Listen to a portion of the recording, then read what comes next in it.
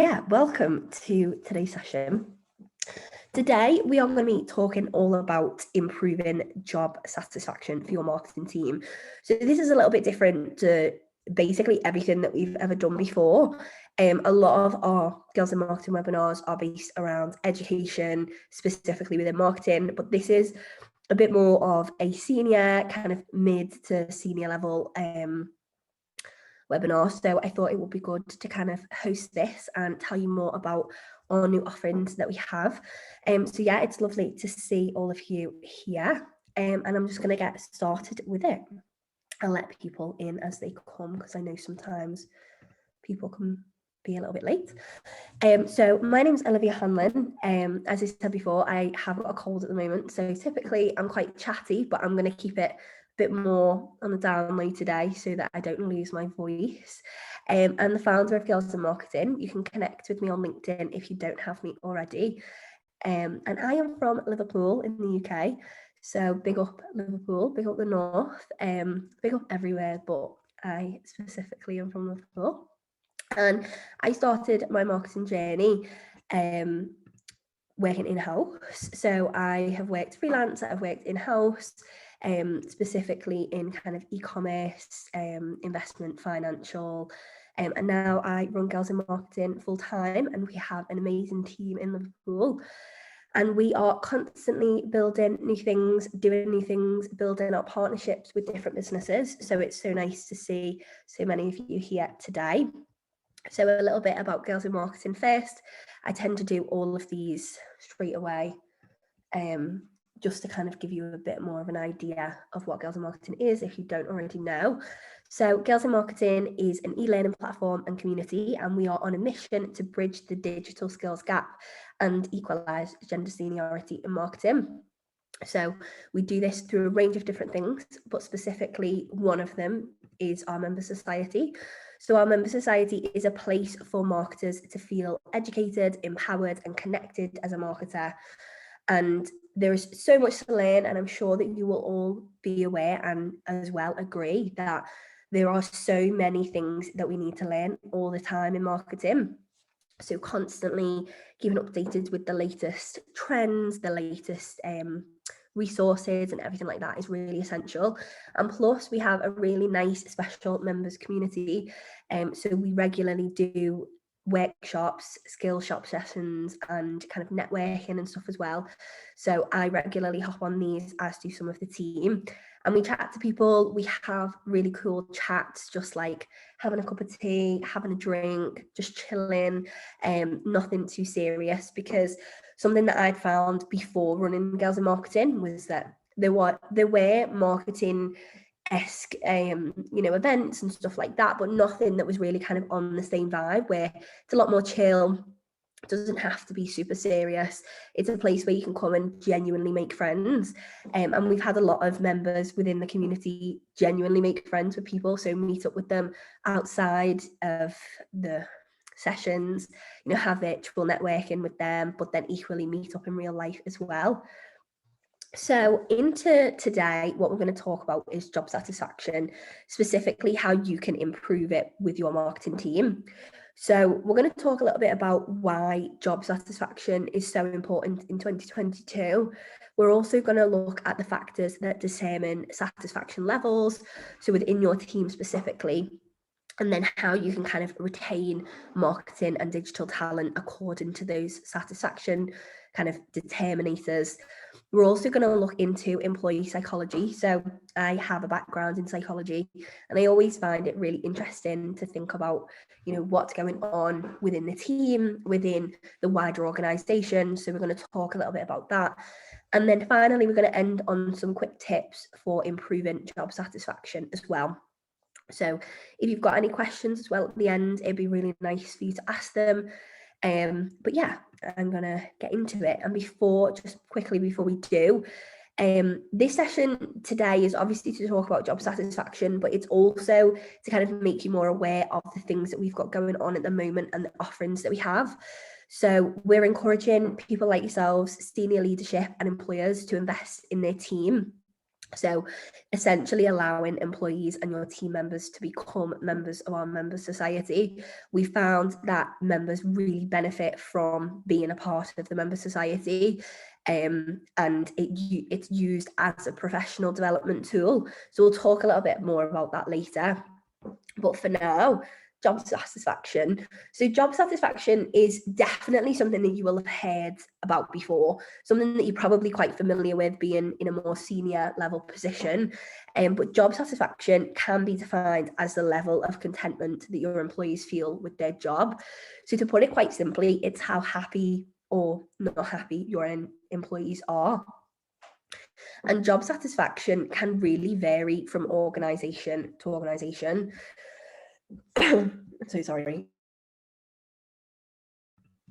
And essentially, sometimes you might think, okay, our team are really satisfied with their jobs, but actually they might not be.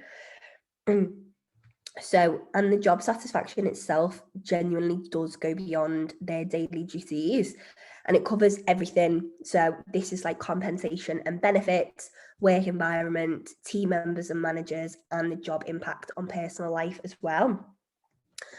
So typically you might think, okay, well, my team's satisfied because they are on decent wages and they sound like they're pretty happy.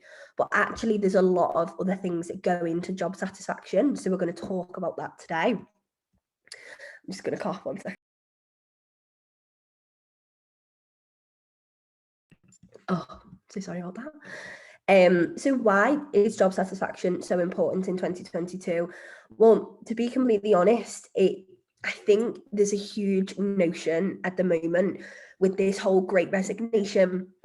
A lot of people are moving jobs. A lot of people are going self-employed. A lot of people are setting up their own businesses.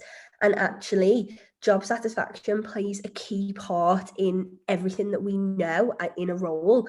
And as the new generation comes up, that kind of TikTok generation, we're going to have to start thinking about the importance of job satisfaction within a team, because it's not enough to just say, oh, you can work from home 1 day a week, or we'll do regular salary increases.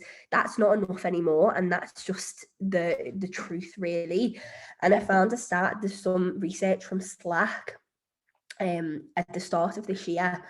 I can find a link if anyone wants it, but it said that 40% of people in media sales and marketing roles. So this stat is obviously not necessarily specifically for marketing, because it counters in sales and media, but it said that 40% of those in media sales and marketing are considering moving to a new job. So that's nearly half of the people who are employed are considering moving to a different job. And with the rise in people wanting to have more flexible working conditions and everything that kind of goes along with that, job satisfaction plays a huge part in it. But it's also important because having better satisfaction levels within the team means that you will have a more productive workforce. So people will naturally have a heightened productivity if they're satisfied with their job. And equally, you will have a decreased staff turnover. So with everything that comes with job satisfaction, if you enjoy what you do, you're less likely to want to leave, which then obviously means that the staff turnover is lower. And also you can recruit better talent, because if you think about it, if you're wanting to hire people that are really good, they're probably looking for things other than just money, or other than just the basic standard package. And I would genuinely say pre-2020, the pandemic, everything like that, the curse of the pandemic, pre everything like that, maybe you could have produced a job description that doesn't necessarily focus on job satisfaction. But now in 2022, that just isn't possible anymore. It's so essential that you focus on your team's job satisfaction, which again will reduce job stress and everything like that.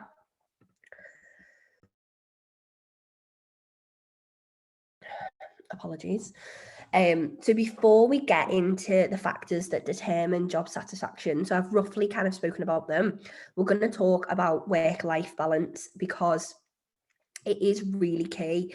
And this might be something that you guys struggle with as well, or it could be something that you don't struggle with. A lot of workplaces are really great at managing work-life balance. But I would say this is the most important factor. And something that I've watched a lot of people do recently is get rid of kind of the way people use Slack and kind of Microsoft Teams and stuff like that, and there's that instant message aspect. Actually, I've seen a lot of people getting rid of that now, or reducing it, silencing notifications, because actually that work-life balance really is, it's not good for a lot of people right now. So I'd just say really keep that in mind whenever you're thinking about job satisfaction. Work-life balance is key, and for yourself as well in a more senior leadership position. Please do not think that you have to work 24 hours a day, never sleep and everything like that, because you don't, genuinely. I think it is difficult when you are on your own or when you're in a senior leadership position, but having a balanced work-life environment will mean that you are more productive, and it will also mean that your team is as well. And don't as well ever expect your team to do something that you wouldn't do. So if you are maybe asking team to work at a weekend or to work overtime or something like that, don't ever expect them to do something that you wouldn't equally do for the company that you work for. So these are some factors that determine job satisfaction. And it would be good to know from you guys if there's anything that you've kind of looked into with your own team in terms of whether they're satisfied or not, and like what kind of adds value to their life and their job, and what adds that job satisfaction to them. So feel free to add that into the chat. But number one is definitely 100% job security. Worrying about how secure your job is at company, it can be unnecessarily stressful. So it is really about building a sense of community and friendship with your team and providing that job security for them.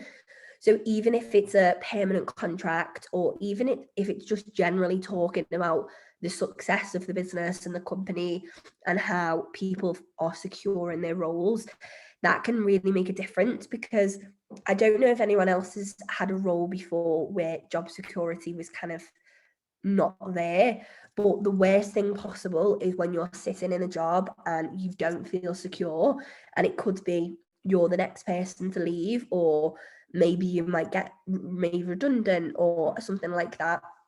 Job security is genuinely, I would say, one of the most important factors to really consider. Catherine says we have a wellbeing hour once a week, and the team seem to really enjoy this, which is great. Again, having extra curricular activities or doing things that are a little bit different can really make the world of a difference. But yeah, job security really does make a huge difference to job satisfaction. Even if it's when you have performance reviews or appraisals, talking to the team about their job security, how secure their job is, how good the team is doing, anything like that. Obviously, if the team isn't doing well, maybe it's talking to them and saying, we need to improve, but don't be negative about it. So if job security is a bit kind of wobbly at the moment, maybe higher management are thinking about making some cuts in the team, actually don't go in with the aspect of, okay, I'm going to have to tell this team member that they're going to lose their job. Don't do that. Obviously, don't do that. But don't use the negative language. Again, it kind of all comes back to that body language, general kind of language that you speak to them. Don't make it negative, make it a positive conversation. And really make sure that job security is there, because that is something that is genuinely the biggest determining factor with job satisfaction. So someone said, would love to look at the slides afterwards. So what I'm going to do is upload this to our YouTube channel and send the link out. So you won't get access to the slides exactly, but you'll get access to the recording, so you can kind of watch that as you go. And then the working conditions and environment. So similar to the job security, but just looking more at working environment in general. So this can be how team members talk to each other. This can be how you as a manager talks to the team. This could be how the team talk to higher management. This can even be how they talk behind closed doors. That's something that as a manager possibly you won't ever know. But working conditions and environment, having that honesty and transparency really does make the world of a difference. If a workplace is just pleasant to be in, and when people spend more time in it, they're going to be more satisfied. So just it's hard because you're not necessarily going to be able to control that working environment, but actually you need to be able to understand what your team members are saying about the working environment, how they are, kind of discussing it between themselves. And I like the idea of, Laura said we go for a walk every Thursday and open it up to the whole company. That's a really nice idea. Again, that's kind of the working conditions and environment. If you're constantly in an office, or even if you're working from home, you're constantly working from home. Again, the working conditions are suffering. Think as a manager, how can you improve the working conditions and environment of your team? What are some of the things that would be really cool to do? They don't necessarily have to be team building activities. They could be if that's what you want. But even just the kind of aspect of going on walks or going for a meal, going out for lunch, even if it's just something really easy, going for a coffee shop date with the rest of the team. What I like to do specifically with our girls and marketing team is every so often we'll go to a coffee shop and we'll work there for like the day or half a day. And also with our meetings, so we have quarterly kind of catch-up meetings where the whole team comes. I don't have that in the office. We book a separate space for that because, again, just a different working environment, different kind of condition that typically you would see. So definitely think about how you can utilize your current working environment and how you can change it up sometimes. That doesn't mean to say you have to do it all the time. You definitely don't. But maybe if you've got some kind of meetings coming up or something where you've got a little bit more freedom as to where it is, even asking the team and saying, we've got the end of month meeting or the quarterly meeting, where should we have it? Should we have it somewhere a bit different? And ask them what their thoughts are.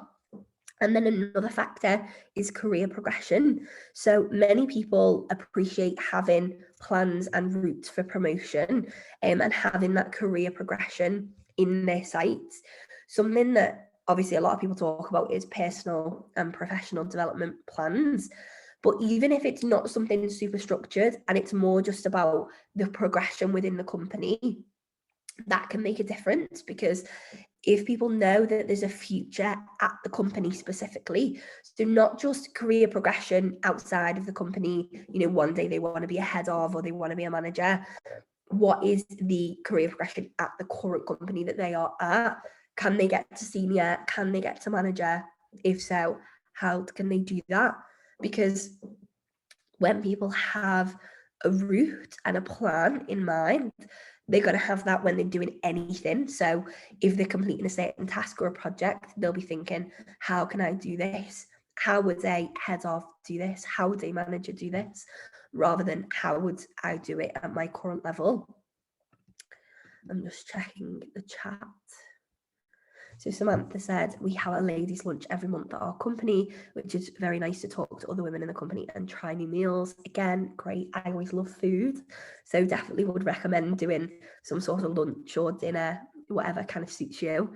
And Kat said, we did a team building activity day and night. The whole company went off grid, was really well needed. Again, it's just about, obviously people talk about team building and it can be can be said to be that. But even if it's your little team, your marketing team, even if there's only 2 or 3 or 4 of you going out and just enjoying some space outside, enjoying a meal, anything like that, even if you have to bring work with you, you know, you don't have to make it so that you can't do work whilst you're doing these nice things. You can do it at the same time. And other factors as well, so pay and benefits. This is probably one of the most obvious, so I won't dwell on this, but sometimes people will take lower paying jobs for better job satisfaction. But the reality of the job market right now, and I'm sure if you guys have been hiring recently, you will know that actually there is a really high standard for employers at the moment, which is great. Like, I am 100% here for it. But sometimes if you don't have the budget to pay people a certain amount, actually the other kind of factors, let's say if you're going to pay them more, but the other factors are lower, I would always say focus on the factors, the added benefits that people get, because people are willing to take something not that's not lower paid, but lower paying than possibly you were going to. So let's say you've got an executive position, like a marketing exec, and you're going to pay them 23 to 28 grand, let's say, and that's the kind of salary range. It would actually be better, rather than paying them 28, it would be better to pay them maybe 25 or 26 and then use the rest of that budget on other things, so added benefits and other packages and stuff like that, because you could give them the 28, but actually then they're not getting any other benefits. And really, it's better for cash flow and for you as an employer to think, how can you use money more wisely? So kind of going in with maybe the 25, 26, and then using the 2 to 3,000, the rest that maybe you would have paid for them on added benefits. Obviously, not everybody has this luxury, but just as a kind of FYI, maybe look at this next time. Equally, you could have optional benefits as well. So when you are hiring people, saying to them, okay, you can be paid this and have these benefits, or you can be paid this and you can have these benefits. So I think that this is a really good idea for companies that are a little bit bigger, companies that have a lot more to kind of think about, or sometimes even smaller ones that have the opportunity to do things more within their reach, but actually thinking, okay, let's say, for example, we're bringing a new person in, we can pay them 26,000 with all these like amazing benefits, dental insurance, mental health support, blah, blah, blah. That's a benefits package. Or we can pay you 28, but you don't get the mental health support and blah, blah, blah. So you can do not mental health support in general, but the added benefit like in the package. So I wouldn't say that that's preferable, but it is a good option so that people then have the opportunity to look. And what I would also say, if you are going to do this to make them opt for the kind of benefits package, is to actually give them a worth of the benefits. So the benefits are going to be worth, maybe 3,000 or 4,000, let's say, individually. So they're kind of getting more bang for their buck, if you will, if they go with the lower option, but the better benefits. So this is an option. Obviously, if you're in a really good position where you can offer both, please do. But I'm just saying, in terms of budget, I know that sometimes people struggle to kind of understand whether they should pay people more and less benefits, or whether you should pay people less and more benefits. I would definitely say benefits really do outweigh a higher pay, but also depending on the level of seniority that you are hiring for.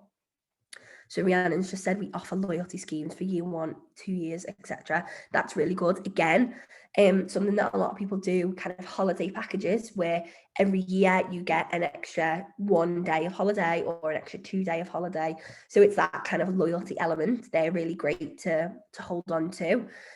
Especially with the aspect of like staff turnover and stuff. If you're saying to people, after 2 years, you will get this, an added bonus. After 2 years, you'll get an extra 3 holiday days. That's always great to kind of boost that job satisfaction. because typically the longer that someone's in a job, the less satisfied they become. So if you can do what you can to make sure that they are with you for as long as possible, that's always great. And then company values. So working for a company that aligns with your values. So this is so true for this kind of millennial, Gen Z, newer generation, is actually that working for a company that aligns with your values is so important for them. So this happens a lot when people join a company, but they don't really understand the company. They don't really understand who they're working for. And then they're kind of like, I don't feel satisfied in my role because I don't understand it. So just making sure that communication is clear the whole time can help to improve job satisfaction. Making sure that the company values that you have on the outside are weaved in throughout everything that you do, again, is so important, because actually, if you think about it, if you have company values of honesty and transparency, but then your team isn't being honest and transparent with each other, then that's not really good and reflective of your company values. So just making sure that any company values you have really reflect in on itself, and make sure that the team understand those and it's being weaved into everything that you're doing. And then professional development and opportunity to learn. So especially this is more tailored towards marketing and digital. But as I said before, the world of marketing is changing all the time. University degrees and universities just aren't up to date on the latest information, on the latest trends and the newest kind of marketing opportunities and everything like that. So it's really essential as an employer to invest in the professional development of your team.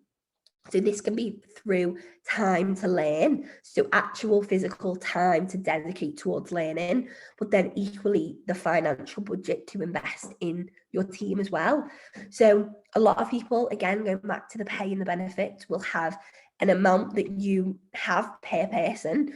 So whether that's, £500 that you say every person, you don't physically get the cash, but you have this amount to play with.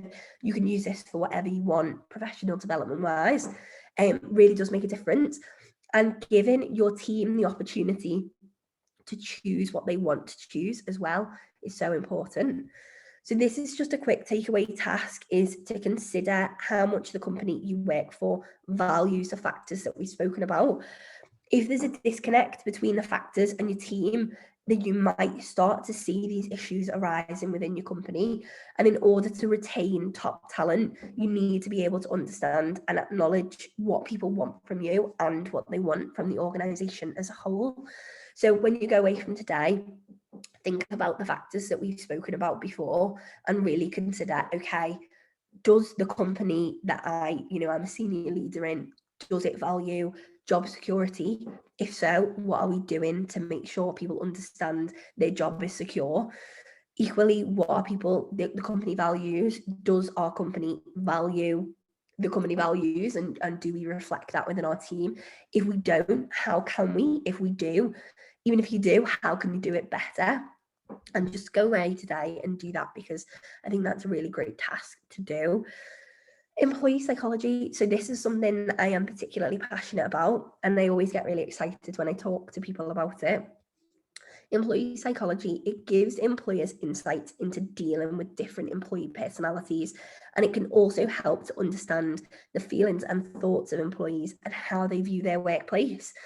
So typically, employee psychology focuses on workplace and job satisfaction, individual and team emotions, strategies that are used to communicate internally, and then motivations for different work-related behaviours. So something that I really wanted to touch on was the motivations for different work-related behaviours, because actually it's really interesting. A lot of people ask their employees, I don't know if anyone does, feel free to put it in the chat, to do a personality test when they first start. Let me know if you do that.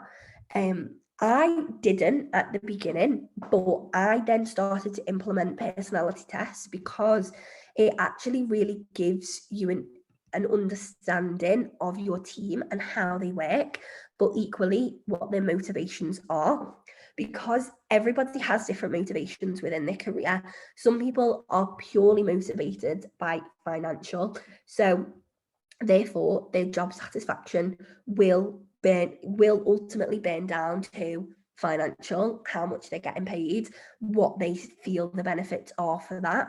But then equally, some people are motivated by happiness, by career progression. Again, this reflects back into job satisfaction. So if you firstly understand your individual team members, what their motivations are, and then translate this into, okay, how can we improve their job satisfaction on an individual basis, you'll be grateful for that opportunity, trust me. I would definitely say, if you haven't got your team to do personality tests, definitely get them to do one, and then ask them to report back, and then you can kind of then say to them, okay, what does this look like for you? How do you see your successes? How do you see these motivations related to the workplace? And just really understanding that employee psychology, how they actually feel about their job. And equally, the individual and team emotions is really important as well. So regularly checking in with your team and having that honest and transparent communication with them to say, okay, what's going on at the moment? How are you finding your workload? How are you finding your job?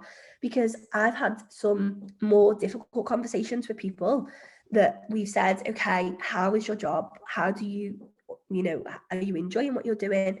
If not, like, how can we improve that? And there's been times when it's not been the case. They're not enjoying an aspect of what they're doing. So it's like, okay, how can we improve that? Thus improving job satisfaction. So really just getting into the minds of employees and understanding, okay, how satisfied are they? What are their emotions connected? And also, what are their motivations going forward? So here are some tips for improved workplace communication. So that's something obviously I've just touched on, is to communicate. So when you facilitate negative feedback, do this professionally and choose your words wisely. So I think we're all human, and a lot of the time we forget that other people are also human. So you might go into an appraisal or a performance review and someone isn't necessarily doing as well as you thought they would, or maybe they aren't doing great in a certain area. And you go in and you need to facilitate that negative feedback, and you don't choose words wisely, it can really have a lasting impact, obviously on the individual, but equally on job satisfaction as a whole. So you want to make sure that you're facilitating that negative feedback as positively as possible, which I know is difficult, but just do it with professionalism and make sure that you are thinking about how that person feels the whole time. And praise people verbally and through writing. So something that a lot of people do is they say, oh, well done, you've done really well. But then actually that's not then communicated through writing or communicated more officially. It might be great to say, you've worked really hard on this project. That's great. But then in your team meeting, bring it up again. We know so-and-so's worked on this project, done a really great job, and etc. etc. And then maybe in writing, so by email, say, I've mentioned this before, but I just want to reiterate how grateful we are for you, and how amazing you've done on this project. So just consistently praising people, even if it's on the same thing, because the more that you communicate with people, the better. Apologies,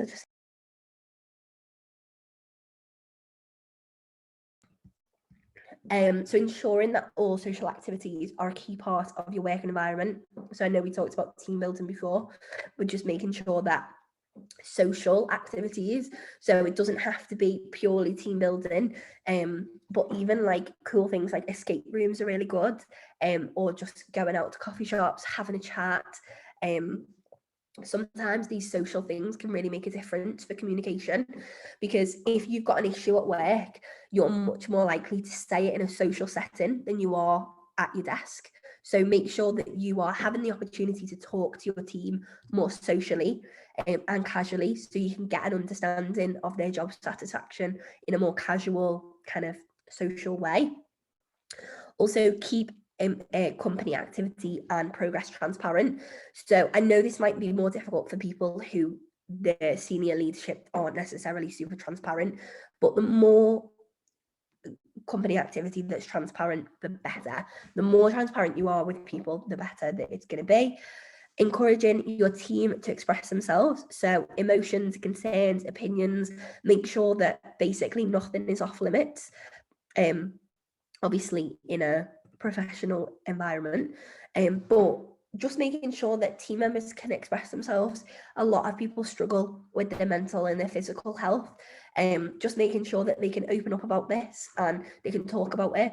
Even if a lot of people consider kind of mental health like mental illness instead, but actually just talking to people about how they feel, generally their mental well-being, is so important, because actually if you wait until it gets to become a mental health problem or a mental health illness, that isn't the best way to go. You need to make sure that you're looking after people's well-being constantly, and that you are always making sure they can communicate their emotions and their concerns and their opinions. And also, I think the main one really for improved workplace communication is lead with integrity and honesty. Your team will and can depend on you. So make sure when you talk to them, you keep the communication open with them, making sure that you lead with that honesty. Is really important. So then now we're going to talk about how to retain top marketing talent. So number one is to spend time understanding what success looks like for them. So this is something we touched on before, but every individual person will have different success markers. So you want to explore what these individually are for your team and how you can cater to them. So once they've done a personality test, if you want them to do that, then saying to them, okay, what does success look like for you? What does it look like in the next year? What does it look like in the next 5 years? What does it look like in the next 10 years? Because understanding what success looks like for them in an honest and transparent way can make a difference. You need to understand, what does this person want to do long term, but equally, what does this person want to do short term as well? And just asking them, say, what does success look like for you? I know it's quite a general question, but actually it's not, because if you say, thinking about your job and this company, what does success look like for you professionally? And maybe people will say, in the next 10 years, if you say, what does success look like? They say, I want to be head of a department. I want to manage a team of 10 to 20 people. Then you say, okay, maybe that isn't at this company, but how do we as an organization, and how do I as a manager make that journey for you as easy and as smooth as possible? That can make a difference. And then you can also make sure that any projects and things that they're doing relate to what success looks like for them. Again, it kind of goes back to motivations and how people feel around their job. Because actually not everybody is not success isn't going to look the same for everybody. Number two, give them offers that they can't refuse.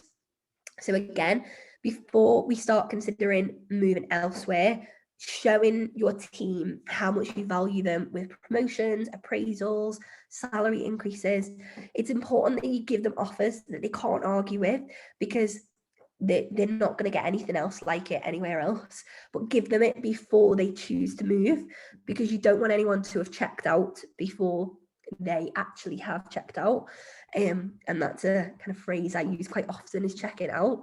But just giving them offers that they really like and that they think, okay, well, I'm not going to get this anywhere else at any organisation, or maybe I will, but it won't be the same as XYZ. Just thinking about what you can offer them as a manager, even if it's mentoring, even if it's something that is individual to you and individual to them, it can make a difference. And then invest in the professional development of your team. So we talked a little bit about this before, but using a financial budget to purchase professional development memberships and courses for junior to mid-level members of staff, because these are the often most forgotten about people. So I would say anywhere between 500 to 1,000 per year per team member is a fair amount to commit to. Obviously, this depends on your individual budget. So you might only have £200 or £300, but really fighting with senior management and anyone who's kind of in charge of finances to get a better professional development budget, because especially in marketing, the industry is changing all the time, and just giving your team the option of different courses and memberships that they want to be a part of. Because actually, one second, let me change this. Because actually, if people don't have that kind of opportunity to voice their opinions and their thoughts on their professional development, then they won't. So you have to give people the opportunity to do so. So investing in the professional development of your team and training of your team is really important because of a few reasons. So number one is that they want to be invested in. Number two is that they will be better at their jobs because of it. If you as a company invest in your team will get better, which will then mean the company gets better. So it's kind of like a knock-on effect. And also they'll feel valued by the company. And finally, they'll need to consistently learn new areas because they need to anyway. So having this professional development element of their training can make a difference, because sometimes when you go into a role, you're trained for maybe like 2 or 3 weeks and that's it. But actually, the ongoing professional development is really important, because that's what's going to make a difference. So that's kind of everything in terms of job satisfaction. And I want to just touch on our teams package. So obviously I've talked a lot about professional development. So we now are offering our teams packages, which are ideal for marketing teams of 3 or more. So the teams membership works essentially where you purchase the teams packages on an annual basis, and then you get a discount according to how many employees that you have. So we have some amazing months coming up in our member society. June is a particularly great one and something that I'm really excited for. So this is growing into leadership. So we'll touch a lot more on kind of management, being a manager, kind of growing and climbing the career ladder. And July is email marketing, August is LinkedIn, September is TikTok, because that's super relevant right now. October is paid social media, and November is podcasting. Again, super relevant right now. So in terms of what's included in the member society, so each individual member of your team will get the live workshops with industry experts, plus the recordings of those in our members area. Then also the virtual networking sessions. So we do one of these a month, but then we also have another one, which is based around skills and putting skills to practice. So essentially kind of 2 a month. And then we also have in-depth guided action plans. So there's practically nothing else like this genuinely across the internet. So it's like an A to Z of how to do something like a campaign or a strategy or something like that. So the action plans are for that. So if they need to create a content marketing plan or an SEO plan or anything like that, there's an action plan for it, and we're always developing new action plans and putting them out every month. We also have marketing and employability templates. So again, templates to help them, a marketing plan template, SEO, meta tag templates, everything like that. And then we have themed resources and also access to our Slack channel as well. So the community element is really important. And then in terms of who is a member society for, we particularly find that junior to mid-level professionals, as well as graduates and apprentices, find the membership the most beneficial. But anyone is welcome to join. We have a lot of people from a lot of different levels and ages and professions joining, but particularly, as I said, the kind of more graduate, junior and mid-level. Typically, we say anyone with like 5 or less years of experience, this is ideal for. And then in terms of pricing, so if you go for just the minimum, which is 3, it's £185 per user, and that's billed annually, so it's a subscription. So then for all 3, it would be £555 a year, and then all the way up to kind of 50 to 100. So 50 users is 120 per user, and that's billed annually. So then that would be 6,000.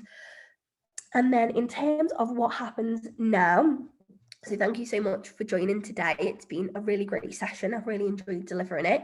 If you are interested to get your team as part of the Members Society, then scan this QR code. It will take you to a Calendly link to book a call with me. So what we will then do is we will go through the Members Society and we will have a demo. So I'll show you the platform and show you everything it has to offer. And then what we can do is get your team signed up, because I would love to see some of you guys and your teams involved.